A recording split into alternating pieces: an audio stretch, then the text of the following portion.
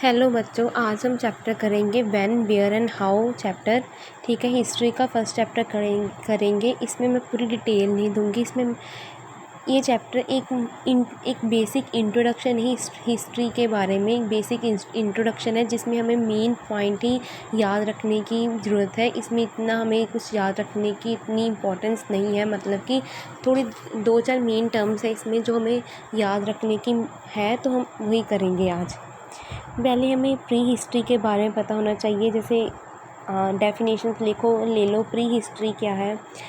वैसे इस चैप्टर में यही बताया गया कि हिस्ट्री की इम्पोर्टेंस क्यों थी, हिस्ट्री क्या चीज़ है। हिस्ट्री एक systematic record of the past event, हमें ये तो पता ही है। हिस्ट्री की इम्पोर्टेंस क्यों थी, क्योंकि हमें पता लग जाएगा कि किंगडम कैसा था उस टाइम में, उस टाइम में मैन कैसे रहते थे, उस टाइम में स्किल कैसी थी, उस टाइम में जो उस टाइम में जो व्यक्ति थे अपना लिविंग कंडीशन कैसे जीते थे, हमें उस टाइम में रूलर कौन कौन थे, तो हमें क्वाइन से पता लगता था ना।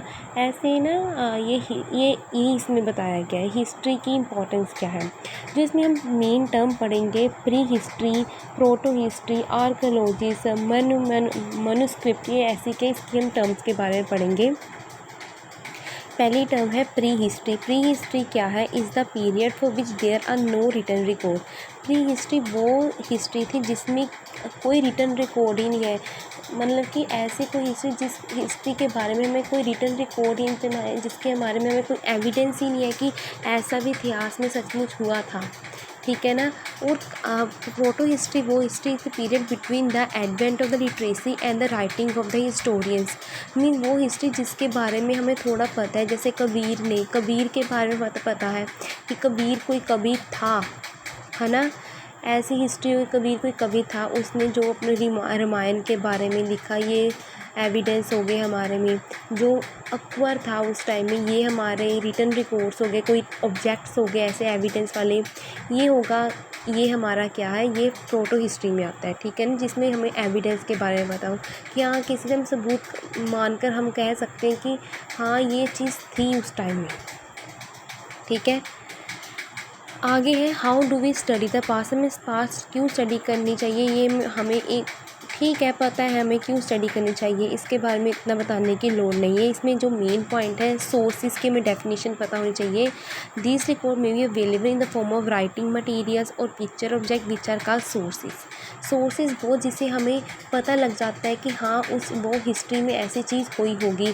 जैसे कि ज्वाला जी जाकर फॉर एग्ज़ाम्पल हम ज्वाला जी में देखते हैं कि अकबर का एक वो पड़ा होगा ना ऑब्जेक्ट, अकबर ने जो छतरी चढ़ाई थी माता को, हम वो किसी और धातु में बदल गई, हमें पता नहीं किस धातु में वो पड़ी है ना। वहाँ पर हमें उस ऑब्जेक्ट से पता लगता है कि हाँ हिस्ट्री में ये हुआ होगा, है ना। ये होते हैं सोर्सेज, जिससे मुझे ताजमहल सोर्सेज हो गया, रेड फोर्ट सोर्सेज, ऐसे कई सोर्सेज हैं जिससे हमें पता लग जाता है कि हाँ हिस्ट्री में ये हुआ है। ओके, अब है आर्कोलॉजिकल सोर्सेज क्या है। आर्कोलॉजिकल सोर्सेज वो चीज़ है जो हमें इंफॉर्मेशन देती है पास्ट इवेंट के बारे में। आर्कोलॉजिकल सोर्स सेम जैसे र्यून्स, जो हमें डायनासोर के बारे में कैसे पता लगा, उसकी र्यून्स या जो उसकी हड्डियाँ मिली होंगी। ठीक है ना, कार्बन डेटिंग सिस्टम से पता लग जाता था कि कितने साल ये पुरानी हड्डियाँ। ऐसे जो ये आर्कोलॉजिकल सोर्सेज है ना, इससे मतलब कि archaeological sources give us information of past events and civilisation. They include ruins of building, piece of pottery, tools and implement, weapon, clay objects, sculptures, painting and coins। ठीक है, ये हमारे आर्कोलॉजिकल सोर्सेज हैं। आर्कोलॉजी की हमें definition पता होनी चाहिए। The study of material remain, जिस स्टडी हम मतलब कि पुरानी चीज़ों की स्टडी करने को हम आर्कोलॉजी कहते हैं। और जो स्टडी करते हैं पुरानी चीज़ों की स्टडी को हम आर्कोलॉजी कहते हैं, और जो इसकी स्टडी करते हैं उसको आर्कोलॉजिस्ट कहते हैं। ठीक है,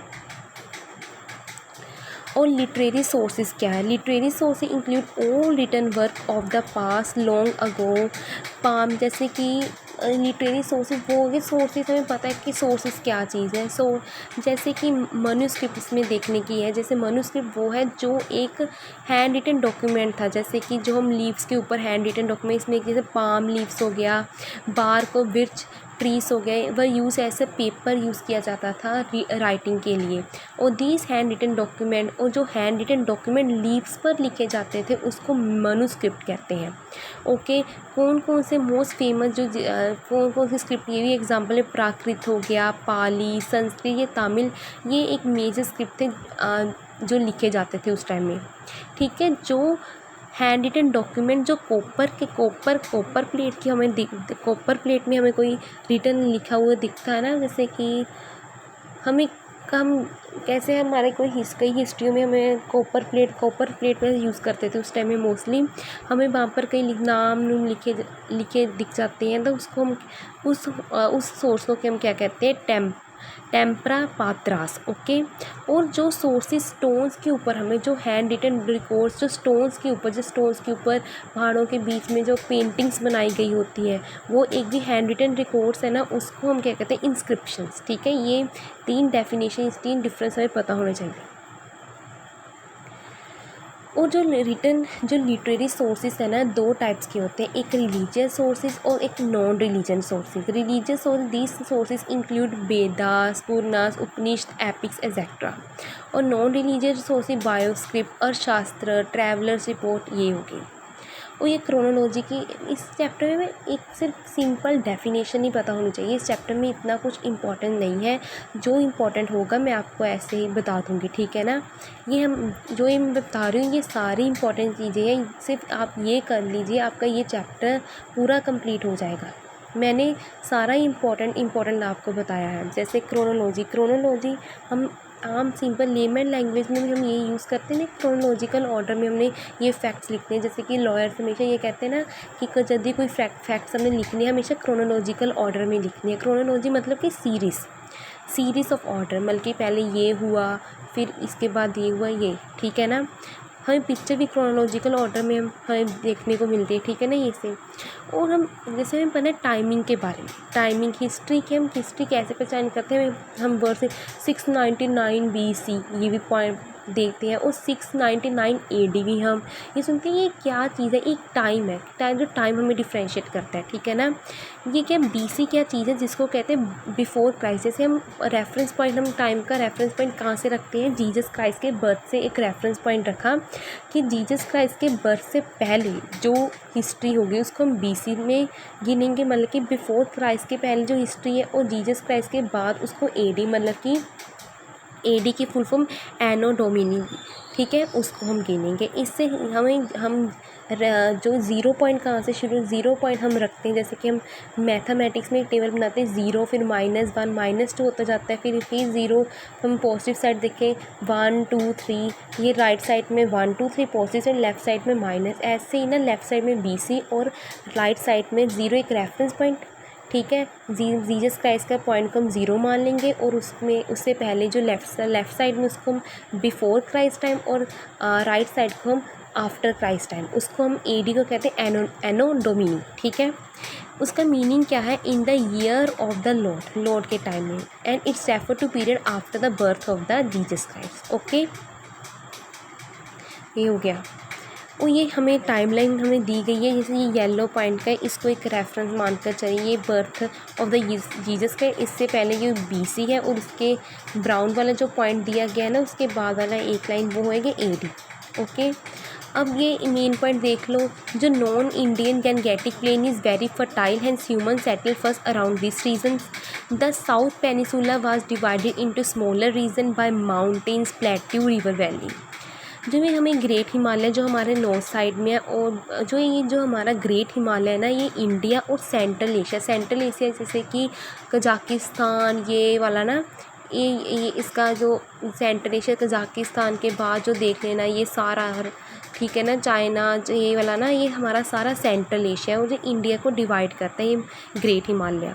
वो ठीक है, जो इसमें कहते हैं कि इसमें कैसे हमारे कल्चर फिर आप हम सोचते होंगे कि तो ग्रेट हिमालय जो ग्रेट हिमालयस के बीच में इन्होंने जो पाथ थे उनके सहारे जो हम कई पीपल्स इधर आए इंडिया में, कई सेंट्रल एशिया, ठीक है ना, ऐसे कि जिससे हमारा कल्चर थोड़ा सा कल्चर ये चेंज हुआ, कल्चर ट्रेडिशन आइडिया हमारे चेंज हुए।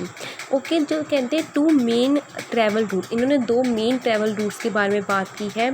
जो travel root Hindu Kush mountain travel roots कहते हैं, जो travel root Hindu Kush mountain से माउथ ऑफ गंगा तक जाता है उसे हम कहते हैं उत्तरा प्रथा। हिंदू कुश माउंटेन पता कहाँ पर है?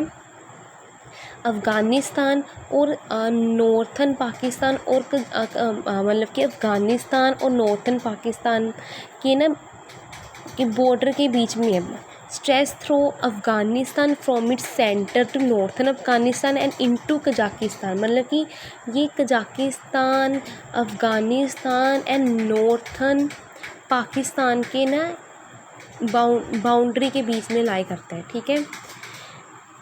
इन तीनों में है ये, मतलब कि तीनों के बीच में लाई करता है ये हिंदू कुश माउंटेन। और जो सेकंड है ये जो दक्षिणा पात्रा, ये जो माउंटेन, ये ट्रेड रूट्स बताए हैं जिससे आए हैं, कल्चर हमारा चेंज हुआ था। गुजरात, वेस्ट में गुजरात और पाटलिपुत्र जो एशिया में, उससे कल्चर, ठीक है। एक मेन पॉइंट दिए गए, major reason rivers of north India के क्या है? गंगा, इंडस, जमुना एंड ब्यास, ठीक है। ये मेन पॉइंट है आपका, यही इसमें यही फर्स्ट चैप्टर, हिस्ट्री के फर्स्ट चैप्टर में यही मेन पॉइंट्स थे। आप इतना ही कर लीजिए, आपका ये चैप्टर कंप्लीट है। ये चैप्टर में इतना ही सफिशेंट है जो पॉइंट्स मैंने बताए हैं। Thank you for watching my video. Please subscribe, like and comment करना मत भूलिए। Thank you so much.